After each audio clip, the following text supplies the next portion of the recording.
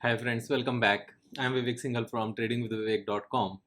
और आज की वीडियो थोड़ी सी स्पेशल वीडियो है। जनरली मैं इस तरह की वीडियोस नहीं बनाता हूँ, लेकिन थोड़ी सी क्लैरिटी देनी समटाइम्स ज़रूरी हो जाती है जब कुछ लोग यहाँ पर इंटीग्रिटी के ऊपर क्वेश्चन मार्क लगाने लगे हैं। हालांकि मुझे रिप्लाई देना ऐसा वीडियो के माध्यम से ज़रूरी नहीं है, लेकिन समटाइम्स ज़रूरी भी हो जाता है। और अपने जो प्राइम मिनिस्टर हैं नरेंद्र मोदी जी, वो भी कुछ ऐसा ही करते हैं और मैं काफ़ी कुछ उनसे सीखता हूँ। तो वो भी सुनते रहते हैं, सुनते रहते हैं, सुनते रहते हैं एंड फाइनली एक ही जब जवाब देते हैं तो सबके मुंह बंद कर देते हैं। तो यहाँ पर मुझे भी समटाइम्स कुछ ऐसा करना पड़ता है, क्योंकि जब मैं इस तरह की वीडियोस बनाता हूँ तो जो अपने चाहने वाले हैं वो कहते हैं, विवेक भाई ऐसे क्यों आप वीडियो बनाकर आंसर देने की कोशिश करते हो, we have a firm belief in you. तो वो बात ठीक है, आई अंडरस्टैंड। और तभी हमारी फैमिली बड़ी भी हो रही है और आज तक कभी कोई क्वेश्चन मार्क लगाने का मौका नहीं दिया। तो यहाँ पर जो मैंने आज लक्स इंडस्ट्रीज की वीडियो बनाई उसको लेकर काफी लोगों का कहना है, विवेक भाई लक्स इंडस्ट्रीज की वीडियो आप इसलिए बना रहे हो इनकम टैक्स की रेट के बाद, क्योंकि आपकी इस कंपनी में एक अच्छी खासी पोजीशन है। तो यहाँ पर दो तीन चीजें मैं सबसे पहले क्लियर करना चाहूंगा। ना तो वीडियो बनाने से मेरे अगर मैं वीडियो बनाता हूँ ना तो मेरे वीडियो बनाने से स्टॉक प्राइस ऊपर जाता है, और ना ही मेरे वीडियो नहीं बनाने से स्टॉक प्राइस नीचे जाता है। क्योंकि स्टॉक प्राइस ऊपर जाएगा ऑपरेटर की बाइंग से और स्टॉक प्राइस नीचे जाएगा ऑपरेटर की सेलिंग से। यहाँ पर मेरे कहने से अगर स्टॉक प्राइस ऊपर नीचे जाता होता तो अरबपति खरबपति बनने में बहुत ज्यादा टाइम नहीं लगता, यहाँ पर बहुत जल्दी बन जाते। तो यहाँ जो एक क्वेश्चन मार्क लगता है इस तरह का कि just because I have a position in an stock, तो उस पर आपने वीडियो बनाई और इट्स लुकिंग लाइक कि आप प्रमोटर के फेवर से बात कर रहे हो। तो भैया ऐसा कुछ नहीं है। अब अगर मेरे पास सपोज 50 स्टॉक्स हैं, 50 कंपनीज के स्टॉक्स हैं, तो इसका मतलब ये तो है नहीं कि उन 50 कंपनीज के बारे में मैं कभी वीडियो ना बनाऊं। और हर एक वीडियो में बिल्कुल साफ साफ मैं ये चीज कहता हूं कि मेरे कहने से कुछ बाय नहीं करना है, और जो वीडियो भी बनी थी उसमें भी मैंने यही चीज बताई थी। नाउ आगे की जब हम बात करते हैं तो इसके ऊपर पूरी केस स्टडी मैंने आपको करके मैं दिखाता हूं अभी कि पिछले कुछ टाइम में कितनी कंपनीज के ऊपर इनकम टैक्स की रेट पड़ी, किस डेट को पड़ी, और उस रेट के बाद उन कंपनीज का क्या हुआ। तो थोड़ा सा यहाँ पर जो ज्ञान के चक्षु हैं जो समटाइम्स बंद हो जाते हैं वो खुल जाएंगे, जो लोग यहाँ पर क्वेश्चन मार्क लगा रहे हैं ऑनेस्टी पर और इंटेग्रिटी पर। यहाँ पर सबसे पहले मैंने एक लिस्ट तैयार की। मैंने गूगल पर जितना भी सर्च कर सकता था एक कॉमन लैंग्वेज से, income tax rate on listed companies, ये कंपनी वो कंपनी, ये सेक्टर वो सेक्टर, तो ये कंपनीज कुछ निकल कर आई पिछले कुछ टाइम में। मेजोरिटी ऑफ कंपनीज में 2023 में ही रेट डली हुई है। तो सबसे पहले एंटनी वेस्ट के ऊपर रेट का न्यूज छपा 25 मई 2023 को। यहां पर आप देख सकते हो मई 2025 2023 एंटनी वेस्ट के ऊपर यहां पर रेट पड़ने की बातें आई, अच्छी खासी रेट डलने की बात आई। तो हमने इसका चार्ट देखा कि 25 मई 2023 को यहां पर क्या प्राइस था। तो अगर आप देखोगे 25 मई को जो प्राइस था वो काफी नीचे प्राइस था। हो सकता है उससे पहले खबरें आई हो, उसके बाद में अचानक से नीचे गिरा हो, लेकिन 251 रुपीज से उसके बाद क्या हुआ, there was an upside movement, 40% ऊपर गया विद इन 1 मंथ। तो जितने भी क्वेश्चन मार्क्स थे ना उस टाइम पर कि एंटनी वेस्ट मैनेजमेंट इतनी बेकार कंपनी है, यहाँ पर इतनी सारी प्रॉब्लम्स हैं, इसकी मैनेजमेंट बेकार है, मैनेजमेंट चोर है।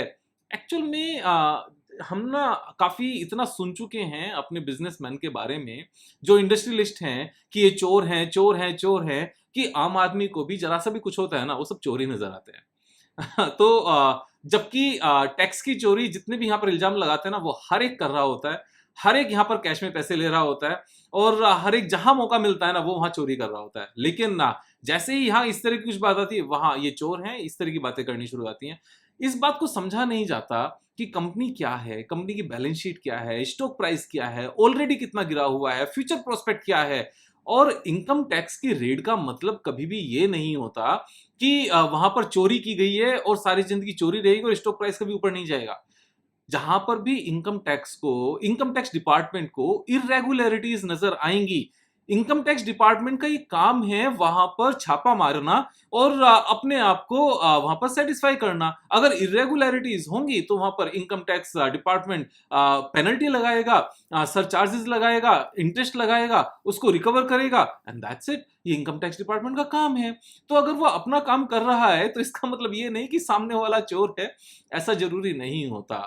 तो यहां अगर आप देखोगे इनकम टैक्स रेट के बारे बाद में क्या हुआ, इमीडिएटली स्टॉक प्राइस ऊपर गया। उसके बाद में मैं श्री सीमेंट की बात करता हूं। श्री सीमेंट को भी अगर आप लेकर यहां पर देखोगे, श्री सीमेंट आईटी रेट, इसी तरीके से सिंपल सर्च करो। यहां पर क्या लिखा आया, 28 जून को rates on Shri cement expose 23,000 crore tax fraud. कितना? 23,000 crore rupees of tax fraud.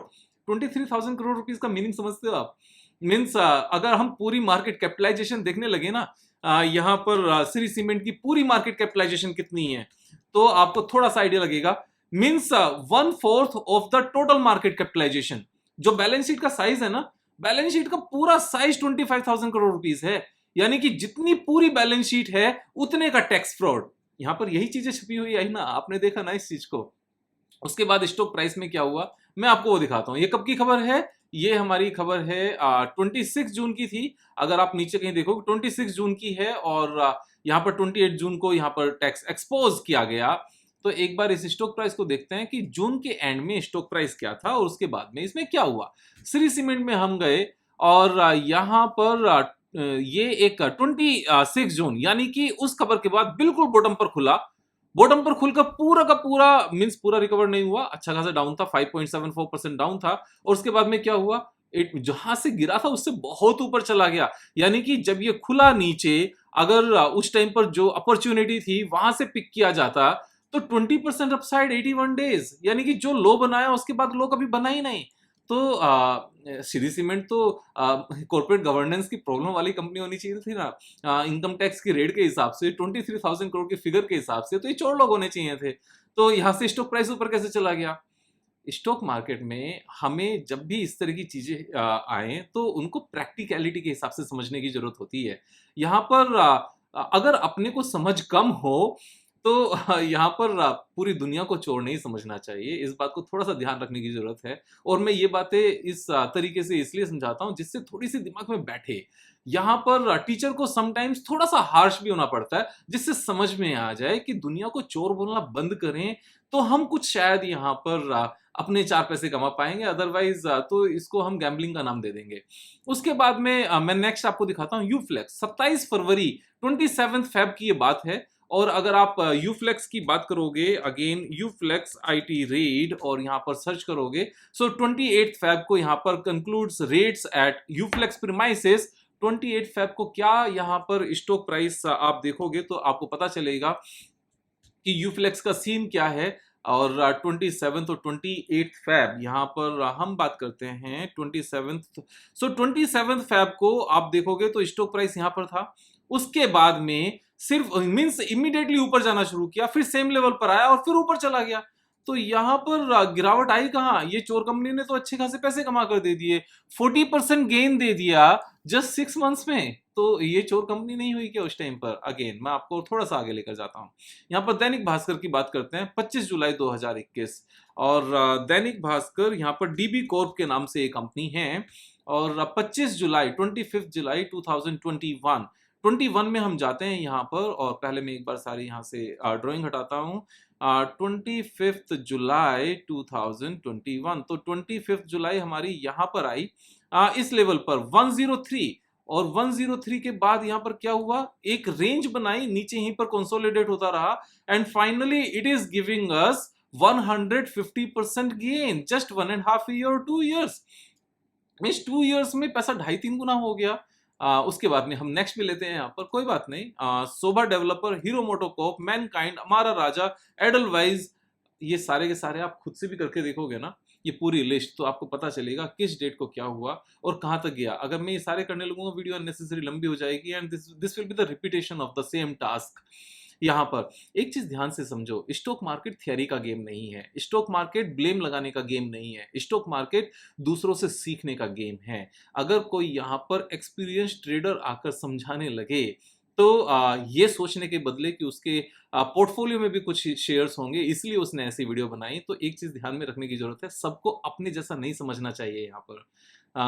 दुनिया में अच्छे इंसान भी हैं।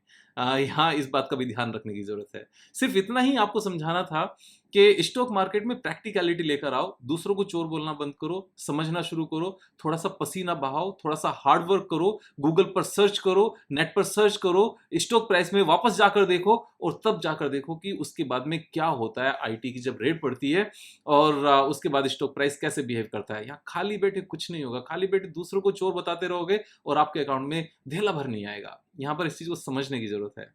तो अपने भारत को बेकार कहने के बदले और इंडस्ट्रियलिस्ट को बेकार कहने के बदले यहाँ पर जय हिंद, जय भारत बोलना शुरू करो। कल फिर मिलेंगे एक नई वीडियो के साथ, तब तक जय हिंद, जय भारत।